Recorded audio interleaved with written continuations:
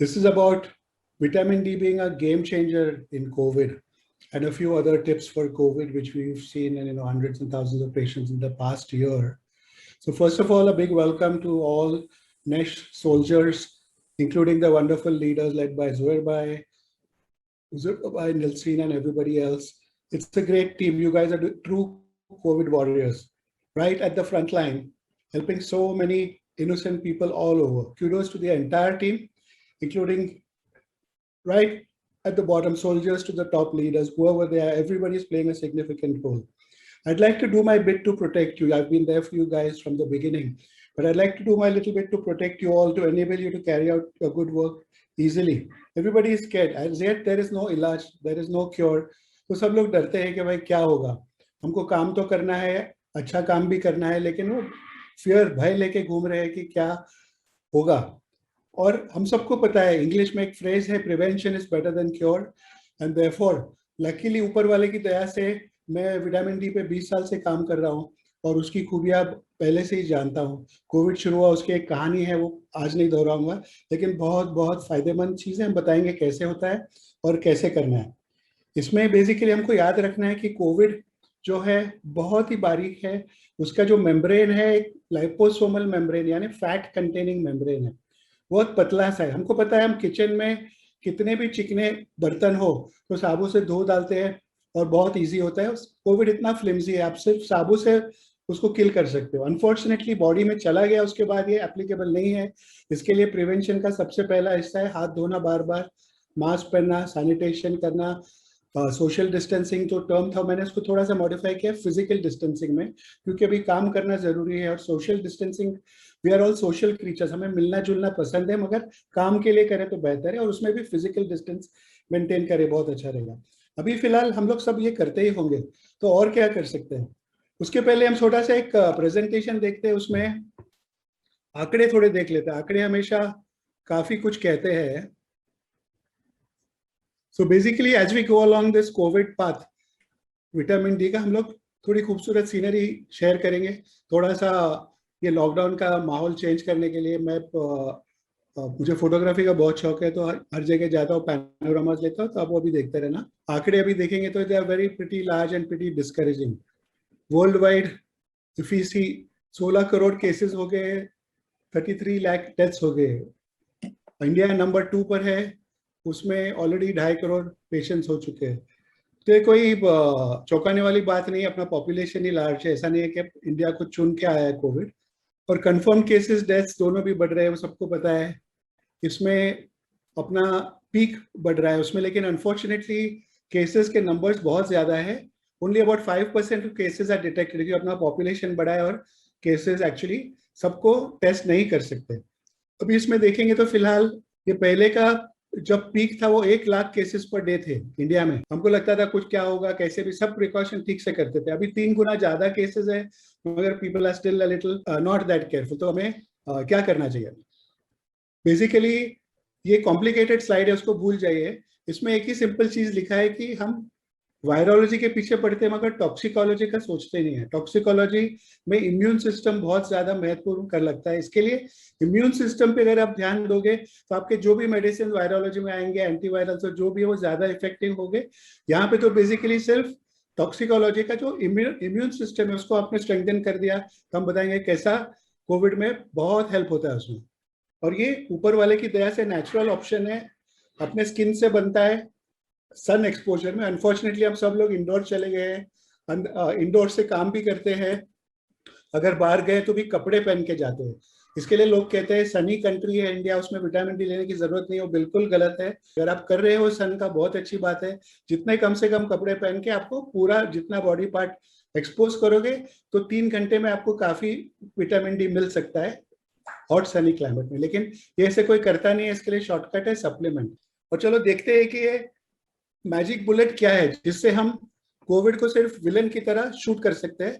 और उसमें अपना जो हिंदी फिल्म है, हीरो जीत जाता है, विलन मर जाता है, वैसे हम बिल्कुल कर सकते हैं, ऊपर वाले की दया है। और ये कोविड का मैजिक बुलेट विटामिन डी का हाई डोज है, जिसको आपको अगर किसी को टेक्निकल बनना है तो आपका विटामिन डी लेवल 30 से ऊपर होना चाहिए, सबको पता है, लेकिन एक्चुअली अभी रेज हो गया है लेवल, और 50 और 80 के बीच पे रहेगा तो बेहतरीन है, और उसमें आपको मैक्सिमम प्रोटेक्शन मिलेगा। जो हम आएंगे लेवल्स पे थोड़ी देर बाद भी, लेकिन अगर किसी को जल्दी है तो 100 तक पैंडेमिक में रेकमेंड किया गया है। अबव 150 टॉक्सिक है, इसके लिए हाई डोज की टॉक्सिसिटी की फिक्र करने की बिल्कुल जरूरत नहीं है। हम लोग ने जो इवॉल्व किया है वो बहुत ही सिंपल है और उसमें कोई टॉक्सिसिटी होगा नहीं। तो अभी देखते हैं हम लोग ये क्या चक्कर है, कोविड क्या करता है। और उसके पहले एक छोटा सा मेरा दूसरा वर्कशॉप है, उसमें से मैं थोड़ा चंद मिनट यहाँ पे ले लूंगा। आई ट्राई टू एक्सप्लेन कि अपने यूनिवर्स में खुदा ने इतने अनलिमिटेड बाउंड्रीज बनाए, छोटे से छोटे, जो फिजिक्स में इंटरेस्टेड है, क्वांटम फिजिक्स आपको पता है, एटम्स, इलेक्ट्रॉन्स के भी नीचे के रेल्म से मैक्रो लेवल, मेजर यूनिवर्स के पास एवरीथिंग इज कनेक्टेड। आप यूनिवर्स का 3D मैप देखोगे तो भी पूरा आपको फिम्ब्रियल कनेक्शंस, अपने ब्रेन के न्यूरॉन्स की तरह हम सब जुड़े हुए एक साथ। इसके लिए अगर हम अच्छे सोच करेंगे, हम काम रहेंगे, हम शांतिपूर्ण रहेंगे, प्रेयर करेंगे, आपको जो भी होली बुक पढ़ना है आप वाइब्रेशन के साथ, कुरान की किरत कहते हैं, गुरु ग्रंथ साहब लो या गीता लो, जो भी लो, उसमें आप अगर वाइब्रेशन के साथ पढ़ोगे तो उसको आपको इम्यूनिटी बढ़ेगी इनफैक्ट। और ये बेसिकली थोड़ा सा टेक्निकल है स्ट्रिंग थियरी में, लेकिन एक थियरी जो है, हम सब स्ट्रिंग से बारीक बारीक स्ट्रिंग्स, आपको पता है म्यूजिकल इंस्ट्रूमेंट, गिटार हो, सितार हो, कुछ भी हो, उसके स्ट्रिंग्स पे जो बजती है तार तो उसके आवाज वाइब्रेशन आता है। तो हम सब वाइब्रेटिंग बीइंग्स हैं, हमें ऐसा लगता है हम फिक्स्ड है, मगर we are all vibrating, and the frequencies which we choose to vibrate in will decide our physical well being and immunity also. आपको दिखाता हूं कैसे। उससे पहले एक फोटोग्राफ देख लीजिए कि हम क्या चीज, हम समझते हैं कि कोई को, some of us think we are too big, हमको सब ये आता है, सब करना चाहिए, everything is available to us, मगर ये यूनिवर्स का एक सेक्शन है सिर्फ। ये लाल डॉट अपना मिल्की वे है, जिसमें अपना सन है and thousands and billions of other stars, और ये एक ही पार्ट ऑफ द यूनिवर्स है, और उसका एक पार्ट मिल्की वे है। तो हम कितने छोटे हैं उसका एहसास हमें होना चाहिए, not for anything else but to make you calm. कि आप जब भी क्रोधित हो, गुस्से में हो, फ्रस्ट्रेटेड हो, आप सोचो कि आप बहुत छोटे हो, आपको ये फिक्र करने की जरूरत नहीं हो। खुदा ने बनाया यूनिवर्स अपने आप आपकी फिक्र कर लेगा अगर आपने भरोसा किया तो। और ये वाइब्रेटिंग स्ट्रिंग्स का ये वीडियो किसी ने देखा होगा। अपने बॉडी में वाटर मॉलिक्यूल्स 60% है, हार्ट में तो 73% है।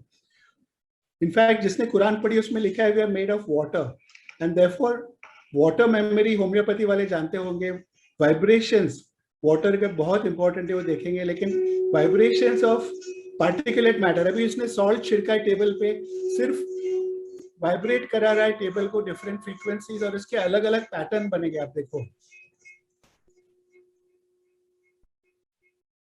और ये पैटर्न, हर एक पैटर्न का रिदम आप देखो, वाइब्रेशन में सुनेंगे तो कोई टेम्पल बेल की तरह आएगा, कोई चर्च कैथीड्रल बेल की तरह आएगा, कोई अपना बिग बेन यूके में है, वैसे पहले हम छोटे थे जब बड़े बड़े क्लॉक्स होते थे जो वाइब्रेट करते थे every hour, that was to give you peace and tranquillity.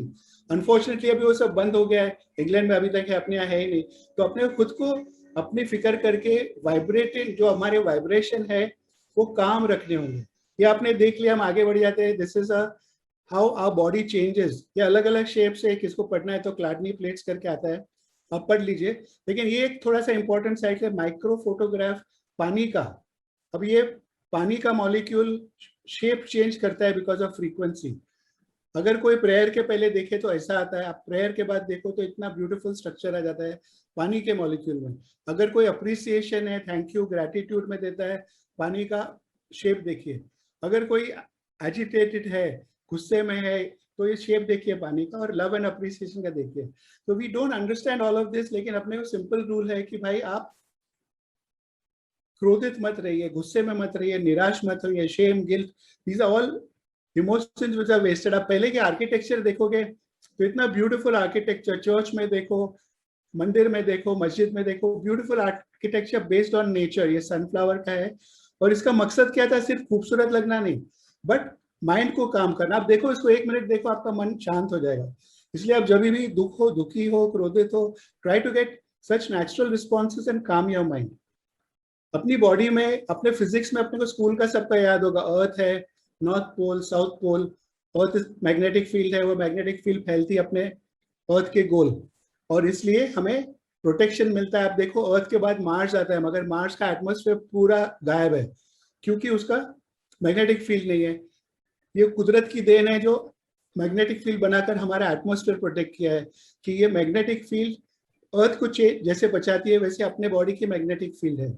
और ये मैग्नेटिक फील्ड 9 मीटर वाइड हो सकती है अगर आपके फ्रीक्वेंसी हाई रहे तो, और अगर आप बैड फ्रीक्वेंसीज में, लोअर फ्रीक्वेंसीज में हो तो आपकी 3 इंच तक के कम हो सकती है। इसके लिए आपकी body immunity is very very dependent upon your state of mind also, along with other things. हम स्टेट ऑफ माइंड को कंट्रोल नहीं करेंगे जब तक आपको कोई भी हेल्प नहीं करेगा। इसके लिए नेक्स्ट जो कर रही है, लोगों को दान कर रही है, अच्छे इरादों से चल रही है, ये दिस इज वेरी नाइस। तो जो भी अच्छे काम करो, काम रहो, दूसरों की मदद करो, उसमें आपकी मैग्नेटिक फील्ड ऑटोमेटिकली बढ़ेगी और उसमें आपको बहुत ज्यादा इम्यूनिटी, प्रोटेक्शन वगैरह भी मिलेगा। ये एक चार्ट देख लीजिए क्विकली। पीस का frequency 600, shame, guilt, apathy, grief आप देखिए, फियर, डिजायर, एंगर, ये सब लोअर इसमें। अगर आपको कोई पैसे देते हो, ऊपर वाला पैसे देता है, आप चुनो, तो आप ये 700 वाला लोगे या 20 वाला लोगे? सीधी बात है, आप 700 वाला लोगे। तो इसके लिए आपके हेल्थ के लिए क्यों नहीं आप हायर फ्रीक्वेंसी चूज करो? आप पीस, एनलाइटनमेंट थोड़ा सा दूर की बात है मगर हम सब एम कर सकते हैं।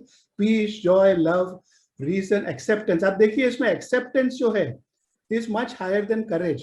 तो आपके पास हिम्मत है कोई चीज से लड़ने की, बहुत अच्छी बात है, but if you accept the situation and take that into your heart, आपको ज्यादा फ्रीक्वेंसी में जाओगे, आपको खुद को प्रोटेक्शन मिलेगा और आपकी हेल्थ बढ़ेगी। आपके जो तकलीफें हैं, बॉडी एक, पेन, ये वो काफी कुछ इस पे डिपेंडेंट है।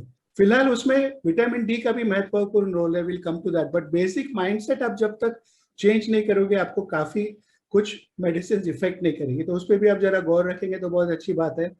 आप एक छोटा सा लास्ट स्लाइड देख लीजिए। ये इमोशन है, एंगर, हेट, जजमेंट के ऊपर लव, मोर लव, उकोले का चार्ट था वैसे, और इसके नीचे guilt, shame, fear, competition, lust. तो ये सब आप फ्रेम में जाओगे, this is where awesomeness starts. This level, above this level, below this level, these are all survival emotions. हम सिर्फ सर्वाइव करने के लिए, हमारा काम सर्वाइव करना नहीं, हमारा काम अच्छा काम भी करना है, खुद की भी सेहत का ख्याल रखना है, फैमिली का ख्याल रखना है, दोस्तों का, पड़ोसों का, हर एक जिसको मोहताज है उसको हेल्प करना। तो आप जितने ऊपर जाओगे उतने आपके एलिवेटेड इमोशंस रहेंगे। You will have more energy and less matter, meaning your body is not that vulnerable to infections, diseases वगैरह वगैरह। आप जितने नीचे रहोगे आपका बॉडी उतना वल्नरेबल रहेगा, आपको लेस एनर्जी भी रहेगी। आपको, आप खुद भी सोचोगे यार मेरे एनर्जी नहीं है, दिन के एंड में थक जाता हो। तो आप नेगेटिव इमोशन से जितना दूर रखोगे उतना इम्यूनिटी बढ़ेगी और उतना आपको फायदा होगा, कोविड में भी और कोविड के बगैर भी। कोविड में एक बात है, लॉकडाउन में घर में रहने से बहुत ज्यादा सबको तकलीफ होती है। तो इसके लिए मैंने कहा है कि सोशल डिस्टेंसिंग का टाइम गया है, फिजिकल डिस्टेंसिंग का टाइम है। आप जाओ, काम करो, मगर सेफ डिस्टेंस रखो। ये एक लंबा चैप्टर है, फिर कभी करेंगे। फिलहाल इसका एक लास्ट, इसमें मुझे माइक्रोबायोम का फंक्शन आप देखेंगे। आप बॉडी में माइक्रोबायोम है, these are trillions of bacteria and viruses in your various systems of the body. उसको गट का माइक्रोबायोम है, ब्रेन का माइक्रोबायोम है, वैसे हर एक सिस्टम में ये एक अलग से ऑर्गन करके डिक्लेयर होने वाला है चंद सालों में। अभी तक थोड़ा resistance. This is what is responsible for mental health, skin health, digestion of food, protection against toxin and boosting the immune system. इसके बारे में मैं क्यों दोहरा रहा हूँ? क्योंकि चंद लोगों को स्टमक का प्रॉब्लम यानी कि इंटेस्टिनल प्रॉब्लम बहुत ज्यादा है, और इनडिस्क्रिमिनेट यूज ऑफ एंटीबायोटिक्स। मैं ये बार बार दोहराऊंगा, एंटीबायोटिक्स बार बार लेने से पूरा इंटेस्टिनल फ्लोरा खत्म हो जाता है, और इसके लिए अगर लेना जरूरी है तो उसके साथ कोई प्रोबायोटिक ले ले। आपने ऐसे काफी लोगों ने देखा होगा कि एंटीबायोटिक लेने के बाद वीकनेस आता है, लूज मोशंस होते हैं, काफी कुछ एनर्जी कम होती है, ये इसके कारण है। तो अगर आप दही लोगे, छाछ लोगे, प्रोबायोटिक में आपको जो जैसे ये चाहिए, बेसिकली इंटेस्टिनल फ्लोरा को आपको रेप्लेनिश करना है, तो आपके मूड पे भी फर्क पड़ेगा, आपके हेल्थ फर्क पड़ेगा, आपका इम्यून सिस्टम बढ़ेगा, आपके टॉक्सिन्स एक्सक्रीट हो गए और आपको बहुत ज्यादा फायदा होगा। इसमें एक लास्ट पॉइंट जो थोड़ा सा difficult to understand for people who are not aware, आप में से काफी लोगों को जेनेटिक्स के बारे में मालूम होगा। जेनेटिक्स से हमारा जीनोम पता चल गया है, पूरा ये हुआ है। एक 10 साल पहले ये जीनोम का एनालिसिस $1 मिलियन प्राइस टैग था उसको। अब फॉर्चुनेटली $200-300 में होता है। वो जाने दो, वो किसी को अगर जेनेटिक बीमारी है उसके लिए बता रहा हूँ कि वो उसका चेक कर सकते हैं। मगर जीन्स ये कुदरत की एक देन है, उसके ऊपर एक कंट्रोल रखा है कुदरत ने, that is AP gene, AP genetics. Genetics के ऊपर एपी जेनेटिक्स है। उसका मैं एक ही सिंपल उदाहरण दूंगा कि अगर क्रोकोडाइल के एग्स आप देखें, उसमें एपिजेनेटिक फैक्टर जो जीन्स का एक्सप्रेशन है वो कंट्रोल करता है बाहर का टेम्परेचर, तापमान। इसके लिए अपना तापमान, climate control is so important that it controls epigenetic factors for so many things. Coming back to this epigenetics, कि उसी अंडे में से अगर टेम्परेचर बाहर का 0.1 डिग्री ऊपर होगा तो सब बच्चे एक जेंडर यानी फीमेल निकलेंगे, और अगर वो टेम्परेचर डिफरेंस उतना बड़ा नहीं होगा तो सब मेल निकलेंगे। तो एक छोटे से 0.1 डिग्री के सेंटीग्रेड एक्सटर्नल टेम्परेचर ने जेनेटिक एक्सप्रेशन चेंज कर दिया है। तो इसको एपिजेनेटिक्स कहते हैं। और मैं क्यों बोल रहा हूँ, क्योंकि विटामिन डी जो है एपिजेनेटिकली मेजर रोल प्ले कंट्रोल करता है हेल्थ एंड इम्यूनिटी में, एंड इनफैक्ट कोविड प्रोटेक्शन में। तो वो जैसे आएगा वैसे आपको बताया जाएगा। अभी आते हैं क्या चक्कर क्या है कोविड का और ये क्या करता है। तो उसके पहले थोड़ा सा हम दोहराते हैं कि हमने सबने सुना होगा कि साइटोकाइन स्टॉर्म होता है, कोविड का वायरस जाके अटैक करता है कैसा। तो उसके पहले हमको अंडरस्टैंड करना होगा कि क्या होता है। तो बॉडी में अपना ब्लड प्रेशर अगर लो हो गया किसी भी कारण, तो एंजियोटेंसिनोजन जाके रेनिन को इंस्ट्रक्ट करता है, किडनी में एक पार्ट है, वो एंजियोटेंसिन 1 बनाता है और उसके बाद में एंजियोटेंसिन 2 बनता है। और ये जो है बहुत ब्लड वेसल को बारीक कर देता है, तो ब्लड प्रेशर बढ़ा देता है। और अगर लो है तो अच्छी बात है, अगर लो नहीं है तो बहुत बुरी बात है। इन्फ्लेमेशन बढ़ाता है, फाइब्रोसिस बढ़ाता है। और ये जो है अगर उसको चेक नहीं, ये एक्सेलरेटर समझो बॉडी था, उस पर ब्रेक नहीं लगी तो ये साइटोकाइन स्टॉर्म क्रिएट करता है। नॉर्मल प्रोसेस में ये जाता है एस2, बॉडी में एस2 होता है, वो एस2 इसको डिग्रेड करके खत्म कर देता है, जितना जरूरी उतना ही रखता है। इसके लिए आपका ब्लड प्रेशर थोड़ा सा बढ़ जाता है जितना उसकी require. Daily fluctuation millions of times हो रहा है, ये एक बार सुबह में एक बार शाम में नहीं। तो ये जो बेसिस है अपना प्रोटेक्टिव फंक्शन है बॉडी का, जिससे ये सीक्वेंस अगर नॉर्मल हो, एस2 बहुत जरूरी है इसमें, तो आपका बैलेंस हो जाएगा। एक्सेलरेटर पे ब्रेक लगेगा और जितना चाहिए, गाड़ी आप चलाते हो, साइकिल, स्कूटर, मोपेड, गाड़ी, जो भी ट्रक, तो उसमें एक्सेलरेटर ब्रेक का बहुत इंपॉर्टेंस होता है। तो उसका दोनों का बैलेंस बहुत इंपॉर्टेंट होता है। अभी इसमें क्या होता है, वायरस आ गया बीच में, तो ये वायरस जाके एस2 रिसेप्टर्स पे चिटक जाता है और ये एस2 प्रोडक्शन कम हो जाता है। तो यहाँ पे एक्सेलरेटर पूरा बढ़ जाता है और ब्रेकिंग भी नहीं है। तो आप मानो एक तो पहाड़ चढ़ रहे हो, कोविड का, बीमार हो गए हो, बॉडी में ये वो प्रॉब्लम, ऊपर से साइटोकाइन स्टॉर्म आ रहा है, आप पहाड़ चढ़ते चढ़ते या पहाड़ से उतरते उतरते अगर गाड़ी में ब्रेक फेल हो गया तो क्या होगा, खलास, मेजर क्रैश, राइट। तो वही बॉडी में होता है। अक्सर लोग साइटोकाइन स्टॉर्म से मरते हैं, बाकी कोई इस पे दिक्कत नहीं है, डॉक्टर्स लोग सब मैनेज कर देते हैं। तो ये वायरस जो है वो एस2 के रिसेप्टर्स पे जाके चिपकता है और एस2 बनाने नहीं देता है। तो इसलिए ये पहले part of cycle angiotensin 1 angio 2 बढ़ते जाते हैं और उसमें एक्सेलरेटर बढ़ते रहता है, ब्रेक नहीं है, ब्रेक तो फेल हो गया। इसके लिए लंग इंजरी बहुत होती है, ब्लड प्रेशर बढ़ जाता है, फाइब्रोसिस होता है, बहुत इन्फ्लेमेशन होता है, और वहीं से प्रॉब्लम शुरुआत, नियरिंग द एंड आप कह सकते हो। तो अभी विटामिन डी का क्या रोल है, आप इसमें देखोगे तो ये स्लाइड में ये जो कोरोना वायरस के इर्द गिर्द है, इसको रिकॉम्बिनेंट थेरेपी बोलते हैं। एस2 का बहुत महंगा है, ये जाके वायरस को पकड़ता है और वायरस को रोक देता है। लेकिन कितना आप डालोगे, ये जो वायरस है बहुत बहुत ट्रिकी वायरस है, आपको बताऊंगा इसमें। तो इससे अच्छा विटामिन डी सेम ही करता है। विटामिन डी जाके वायरस को कोट करता है और प्रोटेक्ट करता है कि बॉडी को अटैक नहीं कर सके। कैसे करता है अभी देखेंगे इसमें। देखा, ये विटामिन डी फिलहाल विटामिन नहीं है, विटामिन का मतलब वाइटल अमीन, और ये अमीन है ही नहीं, इट इज अ हार्मोन। आपको पता है थायराइड हार्मोन लो, कोई भी हार्मोन लो, पैंक्रियास का लो, बॉडी में कितना इंपॉर्टेंस रखता है और उसके छोटे से फ्लक्चुएशन के लिए कितना कितना फर्क पड़ जाता है बॉडी में। तो ये हार्मोन है जो बॉडी के सेल में जाके विटामिन डी रिसेप्टर ये विटामिन डी रिसेप्टर हर एक बॉडी सेल में होता है, अपने हर एक सेल में होता है। और हर सेल में होने का मतलब कुदरत का कोई यही होगा ना, एक्चुअली करिश्मा है, बट कोई कारण होगा कि हर बॉडी सेल में विटामिन डी रिसेप्टर है। तो इसलिए उसके अहमियत आप जान सकते हो कि 5% अपना जीनोम है जो विटामिन डी कंट्रोल करता है, और 2000 जीन्स हमारे विटामिन डी कंट्रोल करते हैं। इसके लिए विटामिन डी का कितना इंपॉर्टेंस है वो पता चल सकता है। अभी इसमें सार्स कोवी-2 वायरस का क्या फर्क? वायरस भी अपना वही करता है, वो आता है अपने सेल मेम्ब्रेन पे, उसके जो स्पाइक प्रोटीन है, उसका जो स्पाइक प्रोटीन है उसको एस प्रोटीन कहते हैं, वो चाबी की तरह बॉडी के सेल में एंट्री मारता है। एस2 रिसेप्टर जो होते हैं वो अपने हार्ट में, ब्लड वेसल्स में, इंटेस्टाइन में, ब्रेन में ज्यादातर होते हैं। तो वहां जाके वो चाबी अपनी वापरता है, वो जो स्पाइक प्रोटीन का, और एस2 का लॉक खोल देता है और अंदर आ जाता है बॉडी में, बॉडी के न्यूक्लियस में जाता है। और जैसे विटामिन डी मैसेज लाता है बाहर से, वैसे वायरस जाके मैसेज देता है। आरएनए वायरस है, डीएनए नहीं है, तो वो अपना मैसेंजर आरएनए बॉडी में होता है जो बॉडी बाहर से अंदर भेजती है और प्रोटीन बनाती है वगैरह वगैरह। तो ये उसको मिमिक करता है और ये उसको उसका बहरूपिया बन के बॉडी सेल में जाता है, और एक ही मैसेज है उसका कि भाई हमारी कॉपीज बनाओ, और मिलियंस ऑफ कॉपीज बनती है, अपने बॉडी के रिसोर्सेस लेकर ही अपनी बजाता है। It is very unfortunate that our body gets tricked into believing that this is a good thing for us, और ये हमारा बॉडी सोचता है कि भाई ये मैसेंजर आरएनए, ये वायरस से पता नहीं चलता, इसके लिए उसको वो कॉपीज बनाने देता है, और अपने ही रिसोर्सेज, बॉडी के पार्ट रिसोर्सेज लेकर वो वायरस मल्टीप्लाई करते करते हर जगह स्प्रेड होता है।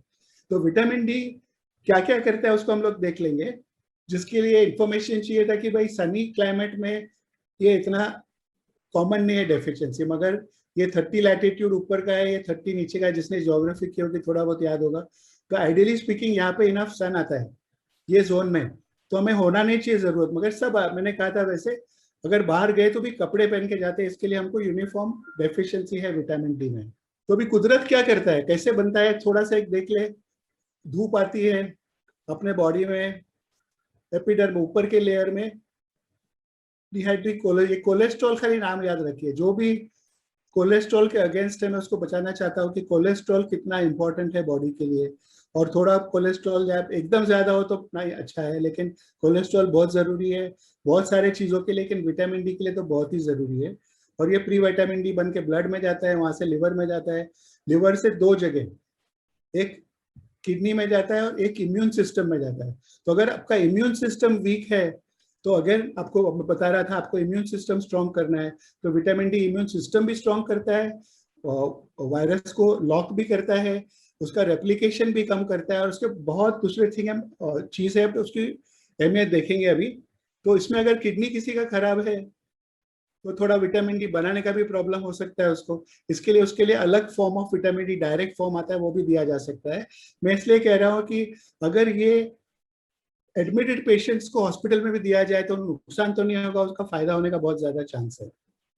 थोड़ा सा एक उस पर गौर करे तो अभी आपने देखा होगा कि इतना अरसा हो गया है सबको केयरफुल केयरफुल केयरफुल लेके, तो अभी पैंडेमिक फटीक जैसा हो गया। लेकिन हमें हिम्मत नहीं हारना है, हमें वही चौकन्नापन रखना है, क्योंकि अभी तक ये जो वेव गया नहीं, इनफैक्ट हम सबको पता था सेकेंड वेव इस बहुत बहुत ज्यादा स्ट्रांग होता है फर्स्ट वेव से, किसी को बिलीफ नहीं था, मगर देख लिया है कि ये वेव पहले वेव से 3 गुना ज्यादा स्ट्रांग था। लकीली अभी पीक हो रहा है, तो अगर पीक होके थोड़ा सा नीचे आने की तैयारी में है, तो हम सब अगर जुड़ के काम करें तो बहुत फायदा होगा सबका। इसमें विटामिन डी बहुत बहुत इंपॉर्टेंट रोल प्ले करता है। और इसमें हम एक बात याद रखें कि ये पैंडेमिक सिर्फ कोविड का नहीं है, सार्स कोवी-2 का नहीं है, ये पैंडेमिक विटामिन डी डेफिशिएंसी का भी है। दुनिया भर में विटामिन डी डेफिशिएंसी है। हमारे कुदरत ने हमें बनाया था, ऊपर वाले ने बनाया था कि हम जाके बाहर हंट करें, जमा करें, जो भी, अगर हम वेजिटेरियन से तो भी फ्रूट्स पौधे जमा करके लाके खाए, धूप में अक्सर रहते थे। अभी फिशरमैन कर रहे हैं वैसे कम कपड़े में धूप में, बाकी कोई जाता नहीं है। इसके लिए यूनिफॉर्म विटामिन डी डेफिशिएंसी है। इसमें सैकड़ों स्टडीज है क्या क्या फायदा होता है, लेकिन आपको एक इंपॉर्टेंट इसमें बता दूं कि एपिजेनेटिकली मैंने बात किया था, तो विटामिन डी जाकर बॉडी में बहुत सारे चीज वो वायरस को कोट करता है, ब्लॉक करता है, उसकी चाबी खराब कर देता है, तो वो लॉक नहीं कर सकती बॉडी सेल में, वो वायरस का मल्टीप्लिकेशन कम कर देता है। लेकिन सबसे ज्यादा इंपॉर्टेंट रोल ये है, इम्यूनिटी बढ़ाता है, इनेट, वो देखेंगे उसमें कैसा। लेकिन उसमें क्या है, जो एक्सेलरेटर का बात किया था, रेनिन एंजियोटेंसिन सिस्टम, जो एक्सेलरेट करता है, बीपी बढ़ाता है, इन्फ्लेमेशन बढ़ाता है, प्रोलिफरेशन करता है, उसको फाइब्रोसिस बढ़ाता है, वो vitamin D epigenetically renin angiotensin mechanism को डाउन रेगुलेट करता है, मतलब वो एक्सेलरेटर को कम कर देता है कोविड के टाइम, नॉट नॉर्मली। उसको पता, बैलेंस पता है, तो कोविड का जो अनयूजुअल एक्सेलरेशन होता है उसको कम कर देता है। और जो ब्रेकिंग पावर बॉडी का है वो दो रीत से, एक तो वायरस को ब्लॉक करके एस टू रिसेप्टर फ्री रखता है, तो एस टू की अपने प्रोडक्शन बढ़ जाती है और नॉर्मल रहती है। तो आपको शॉर्ट में बताते हैं, वो ब्रेकिंग पावर बढ़ा देता है। तो लाइफ का जो बैलेंस है वो आ जाता है, एक्सेलरेशन कम करता है और ब्रेकिंग पावर बढ़ा देता है, इसलिए आपको बैलेंस मिलता है और साइटोकाइन स्टॉर्म को पूरा माफ कर देता है। तो आपको साइटोकाइन स्टॉर्म से बचना है तो आप विटामिन डी हाई रखिए आपका, आप वहां तक जाओगे ही नहीं। ये साइंटिफिक पेपर से भी प्रूवन है, बहुत बहुत इंफॉर्मेशन जा रही है उसमें, उसमें कोई दिक्कत की बात नहीं है। हम लोग देखेंगे कैसे करना है। इसमें जो टायर्ड कह रहे थे वो दोबारा देख लेंगे। लोग अक्सर बहुत थके हुए रहते हैं, तो उसका और एक फंक्शन है माइटोकॉन्ड्रियल एक्टिविटी। जितने भी फिजिकल ट्रेनिंग में इन्वॉल्व है, ट्रेनर्स है, उनको पता होगा कि बॉडी के न्यूक्लियस में माइटोकॉन्ड्रिया होते हैं। These are the powerhouses of a body. Vitamin D actually feeds the mitochondria, it gives them the nourishment required to power the rest of the body. So बहुत बहुत important उसमें ये हो जाता है कि विटामिन डी का लेना। अभी थोड़े से स्टडीज देख ले, उसमें ज्यादा डिटेल में जाते नहीं है, सैकड़ों ऐसे स्टडीज है, बड़े बड़े स्टडीज है। ये क्या कहता है कि अगर आपका विटामिन डी लो हो तो आपका कोविड का इन्फेक्शन बढ़ेगा, रेट बढ़ेगा। अब तक डेफिशिएंसी 30 के बिलो था, लेकिन अभी 30 to 50 is insufficient, 51 to 70, actually 80 is optimal. तो आप याद रखें कि 50 to 80 के बीच में अपने आपका विटामिन डी लेवल रखा, जिस तरह रखना है आपकी मर्जी। 100 के ऊपर ज्यादा अच्छा नहीं है, मगर 150 के ऊपर टॉक्सिसिटी है, तो इसके लिए उसकी चिंता ना करें। ये इम्यून सिस्टम को कैसे विटामिन डी बढ़ाता है, उसमें डिफेंसेंस, कैथालिसिडेंस आते हैं, बहुत इनेट इम्यून सिस्टम को भी बढ़ाता है, अडेप्टिव इम्यून सिस्टम को भी बढ़ाते हैं। थोड़ा टेक्निकल है तो मैं इसके आगे बढ़ जाऊंगा। ये अब देखिए एक स्टैटिस्टिक, जिसको स्टैटिस्टिक्स पे इंटरेस्ट है, ये सार्स एक साइड पे पॉजिटिव रेट है आपका सार्स कोवी 2 स्वैब टेस्ट का ले लो, ये पॉजिटिव टेस्ट है और यहाँ पे विटामिन डी का लेवल है 20, 30, 40, 50, 60। तो जैसे लेवल बढ़ता जाता है वैसे पॉजिटिविटी रेट कम आ जाती है। ये बहुत पहले का स्टडी है। जब ये डायरेक्ट एविडेंस कि आप जितना विटामिन डी लोगे, of course not beyond a certain limit, 50 to 80 बहुत हो गया, तो आपका टेस्ट पॉजिटिव है, यानी आपको कोविड कम होगा। अभी ये दूसरा 50,000 पीपल का स्टडी है आउट ऑफ 5 लाख कंट्रोल्स। उसका भी क्या असेसमेंट है कि भाई फेटेलिटी वो नॉर्मल उन्होंने 30 लेके किया है, इसके लिए 50 जाएंगे तो अच्छा। वो 30 अगर रखोगे तो अगर कोविड हुआ तो फेटेलिटी 3% है, जो 30 वाले विटामिन डी लोगों में, और जिसने नहीं लिया, जिसका लो है, उसमें 20% फेटेलिटी, यानी मौत 20% में आ सकती है। तो ये आप बात रखोगे। हम लोग ने जो मॉडिफाई किया, इंक्रीज किया, उसमें अभी तक फेटेलिटी मिली नहीं, ऊपर वाले की दया है। तो ऊपर वाले ने चाहा तो आपको भी वो देखना नहीं पड़ेगा आपके नियर एंड डियर वंस में। इसके बाद मैंने दुनिया के हर एक प्रेसिडेंट, प्राइम मिनिस्टर, जिधर मेजर कोविड था सबको लिखा था। थोड़ी जगह इंप्लीमेंट भी हुआ, थोड़ी जगह बात चली है। ब्रिटिश जो मिनिस्टर्स है उन्होंने मुझे ब्रिटिश ब्यूरोक्रेसी की फाइनली एक लार्ज स्टडी शुरू किया world wide, 1.6 million data points were gather, जहाँ पे मतलब मोर्टेलिटी भी, और जहाँ पे विटामिन डी का उनको लेवल्स मिला। तो उनका एआई एल्गोरिथम से कंक्लूजन निकला कि 1.6 मिलियन डेटा पॉइंट्स कवर करने के बाद कि जिसको भी विटामिन डी लेवल लो होगा उसको सीवियर कोविड होने के चांसेस बहुत ज्यादा हाई है। इसलिए ये सबसे अच्छा प्रूफ था, ये लास्ट ईयर का ही है कि ये लकीली स्टडी लास्ट जून में निकली और की गई थी, सॉरी निकली अगस्त या सितंबर में। तो इतना इंपॉर्टेंट रोल विटामिन डी का है, जानते हुए भी लोग ज्यादा इसको नहीं पब्लिसाइज कर ले। इसलिए मैं रिक्वेस्ट करूंगा आपसे कि प्लीज आप जितना स्प्रेड कर सके स्प्रेड कीजिए। इसमें ये जो vitamin D levels asymptomatic and critically patient वाला है, उसके इन्फ्लेमेशन मार्कर, ये तो जाना थोड़ा टेक्निकल हो गया, मगर जिसको अभी एक फाइनल स्टडी है जिसमें direct form of vitamin D दिया था ऑन एडमिशन इन हॉस्पिटल, मतलब पहले उन्होंने लिया नहीं था, सबका विटामिन डी डेफिशिएंट था, उसमें से 6.5% की डेथ हुई, आईसीयू एडमिशन 5.4% को लगा, मगर जिसको नहीं दिया था 15% डेथ हुए और 21% आईसीयू। ये भी एडमिशन के बाद। तो एडमिशन के पहले अगर आप पहले से ही लेते तो यहाँ तक जाने की नौबत ही नहीं आएगी। विटामिन डी जिसने भी लिया हाई डोज पे 50 to 80 पे अगर लेवल रखा, तो ऊपर वाले ने चाहा तो उसको कोविड होगा नहीं, अगर होगा तो भी माइल्डली होगा, आईसीयू की नौबत आएगी नहीं, सीवियर कोविड होगा भी नहीं, इसके सैकड़ों स्टडीज है, और ऊपर वाले चाहे तो मौत तो बहुत दूर की बात है। ये बच्चों का डोज है, अभी आपको देखने की जरूरत नहीं, anybody wants I can share with them later. जो मैं बता रहा हूँ वो 6 या 8 साल के बच्चों के ऊपर दे सकते हैं, उसके नीचे थोड़ा कैलकुलेट करके देना होता है, इसके लिए आप गौर कीजिए कि बच्चों को पूछ कर देना बेहतर रहेगा। और ये बहुत सारे लोग विटामिन डी ले रहे हैं, उनको मैं बाद में दोहरा दूंगा कि आप कम ले रहे हो, ये 10,000 इंटरनेशनल यूनिट्स पर डे के लेवल पे आए तो जाके आपका मेंटेन होगा, नहीं तो उसके नीचे होने वाला नहीं है। और दूसरी बात है कि अगर आपका बॉडी वेट ज्यादा है तो आपके बीएमआई के हिसाब से आपको विटामिन डी का लेवल कैलकुलेट करना है। अगर 26 to 30 बीएमआई है तो 1.5 गुना ज्यादा विटामिन डी लगेगा, अगर 30 से ज्यादा है बीएमआई तो उसमें 3 गुना ज्यादा लगेगा। एक लार्ज डोज 6 लाख यूनिट का वो इंजेक्शन होता है, और दूसरे कैप्सूल, सैशे, लिक्विड भी आता है, लाइक एबट का नैनो है, वो बच्चों को बहुत पसंद है, लिक्विड फॉर्म में 60,000। तो आपको बच्चों को छोटा वाला फॉर्म देंगे तो बेहतर है, 60 वाला, उस पर वो पी भी जाते हैं, टेस्ट भी अच्छा रहता है। और एडल्ट को इमरजेंसी में, अभी फिलहाल किसी ने कुछ लिया नहीं हो पहले, तो इंजेक्शन वायल्स तो आप जाके इंजेक्शन ले लो, या तो तोड़ के पी भी सकते हैं। उसमें 2 मेजर ब्रांड्स है, एराकेटोल है और अपराइस है, दोनों भी अच्छे हैं। एराकेटोल का थोड़ा सा टेस्ट अच्छा है, मगर वो उसमें फर्क नहीं पड़ता है, जो जिसको अच्छा लगा वो लेकर। तोड़ने का भी एक तरीका है, उसका जो वायल आता है उस पर आप छोटी सी बारीक, वो जो आरी वाली छुरी आती है किचन में, आप थोड़ा सा घसो। Idea is not to break the vial with the knife, it is just to make a small scratch. फिर आप ऊपर वाला पार्ट टॉवल में पकड़ो और उल्टा तोड़ो, जहाँ पे स्क्रैच मारा है उससे उल्टा पकड़ के तोड़ो। These are snapules, we have worked with both major companies, they have made snapules, और टूट जाते हैं। फिर आप उसको चम्मच में लो, एक ऐसे थोड़ा टपली मारना पड़ता है, थिक फ्लूइड है, आधा 1 मिनट लगता है बाहर निकलने को, देख लो। अभी तो कोई कांच का टुकड़ा आता नहीं है बिकॉज स्नैप्यूल है, मगर फिर भी एक देख लेना अच्छी बात है, और उसको पी लो। उसके साथ फैट यानी butter, toast butter, bread butter, घी, खिचड़ी, रोटी, ऑयल, जो थोड़ा फैट जरूरी है, फैट सोल्यूबल विटामिन है। अगर आप इंजेक्शन फॉर्म में डायरेक्ट लोगे तो आपको फैट लेने की जरूरत नहीं, क्योंकि डायरेक्ट बॉडी फैट में जाता है। अगर आप कैप्सूल पियोगे, सैशे पियोगे, लिक्विड पियोगे या इंजेक्शन पियोगे तो आपको फैट लेने की जरूरत है। तो ये आपको लेना कैसे, 6 लाख यूनिट्स एक इमीडिएटली ले लो, एक उसके 1 महीने बाद लो, और फिर हर 2 महीने, हर 2 महीने, और ये पैंडेमिक चलने तक। उसके बाद हर 3-4 महीने ले सकते हैं।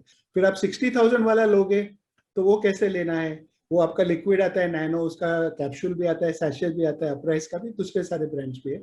तो उसमें आप लोडिंग डोज बोलते हैं, ये एफडीए रिकमेंडेड हैमर डोज है यूएसए का।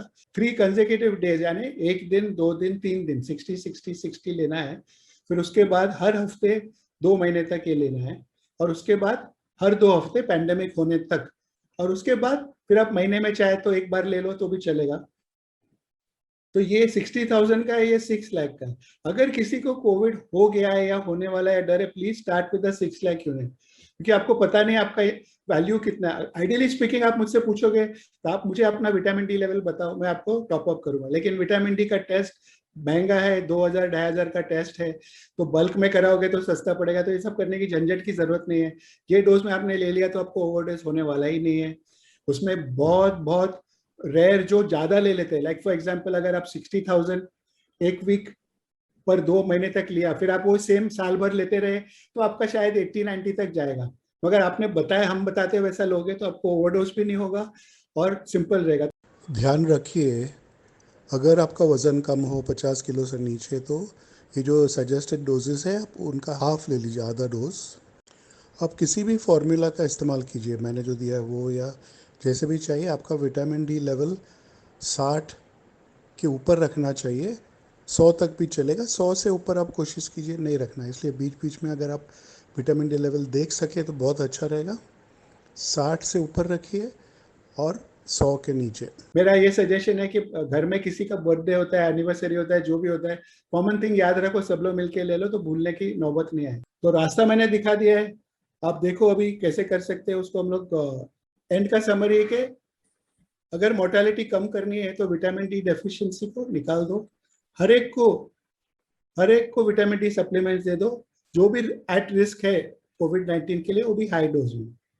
तो समराइज उसको ऐसा किया जाता है कि 5% अपना जीनोम विटामिन डी से कंट्रोल है, वो it is a master key to your immune system, the master key. वो जो कोविड का मास्टर की है उसको भी ब्लॉक कर देता है। तो आप सोचो इतना ये important. If you have a good range of vitamin D 50 to 80 you can not get a cytokine storm. इसलिए मैं बोलता हूँ कि जो ऑलरेडी बुरी हालत में, प्लीज उनके डॉक्टर से रिक्वेस्ट करें, उनको एक विटामिन डी 6 लाख यूनिट का ऑल्टरनेट डे पे इंजेक्शन देते रहे, कुछ नुकसान नहीं होगा।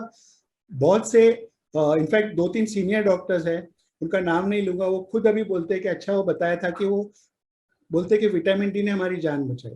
तो ऊपर वाले जान बचाते हैं, हम तो कुछ करते नहीं, मगर विटामिन डी का रोल बहुत ज्यादा है। और ये अभी हमें याद रखना है कि डेटा बताता है कि what kills people is the cytokine storm, not the virus. And we have an international vitamin D deficiency pandemic. 80% of hospital patients are vitamin D deficient. ये 30 वाला आप देखो, आप अगर 50 वाला रखो तो almost everybody is deficient. 96% of ICU patients are vitamin D deficient. तो कितनी बड़ी बात है कि आप कवर कर दो तो काफी आपको फायदा होगा। और बेस्ट मास्क जो है वो हेल्दी इम्यून सिस्टम है, तो उसके लिए विटामिन डी भी इंपॉर्टेंट है, माइंड बॉडी हेल्थ भी इंपॉर्टेंट है। And I repeat, anyone taking a high dose of vitamin D will not get COVID, will get only mild COVID, will rarely require ICU, and God willing, no worries about death due to COVID-19. Now, ये सब खत्म करने से पहले मैं आपको बताऊं कि हमें कितना बड़ा सबक कुदरत ने सिखाया है। आपको पता है क्या कि ये जो वायरस, आप दुनिया में पूरे जितने SARS-CoV-2 वायरस को आप इकट्ठा कर लो और उसका वजन करो, तो ये अभी इतने सैकड़ों करोड़ पेशेंट्स अफेक्ट हुए हैं, वो सबका वजन 100 ग्राम से कम है। ये वायरस का वजन इतना बारीक वायरस है, इसका वजन आपको कैलकुलेट करना है तो 2 मिलियन पेशेंट्स में 1 ग्राम ऑफ SARS-CoV-2। तो इतने छोटे से चीज ने हमें कितने घुटनों पर ला दिया है। इसके लिए हम कुदरत का शुक्र अदा करें, नेचर का ख्याल रखें, क्योंकि ये सब चीज हमारी इम्यूनिटी प्रोटेक्ट करती है, हमको भी प्रोटेक्ट करती है, और हम विटामिन डी यूज करके दूसरों को भी प्रोटेक्ट कर सकते हैं। तो ये कहते हुए मैं हर एक नेश वॉलंटियर और हर एक लोगों से मैं ये रिक्वेस्ट करूंगा, एक पुराना हिंदी सॉन्ग है, मैं यूज करता हूँ, साथी हाथ बढ़ाना, एक अकेला थक जाएगा मिलकर बोझ उठाना। तो आप सब लोग मिलके विटामिन डी का स्प्रेड करो तो बहुत अच्छा रहेगा, लोगों की और जाने बच सकेगी। और ये ज्यादा चल सकता है मगर मैं थोड़ा सा कम कर दूंगा। और एक गाने पर मैं आता हूँ कि ये मेरा फेवरेट गाना है और ये मेरा लाइफ का मोटो भी है, किसी की मुस्कुराहटों पे हो निसार, किसी का दर्द मिल सके तो ले उधार, किसी के वास्ते हो तेरे दिल में प्यार, नश इसी का नाम है। Thank you so much for your mission to create awareness. You're most welcome. I appreciate lives. that, and this is all God's grace. हम तो बस जरिया बन रहे हैं, तो आप लोगों को भी जरिया बनो. Please spread the message and let us help save as many lives as we can. Such a simple thing.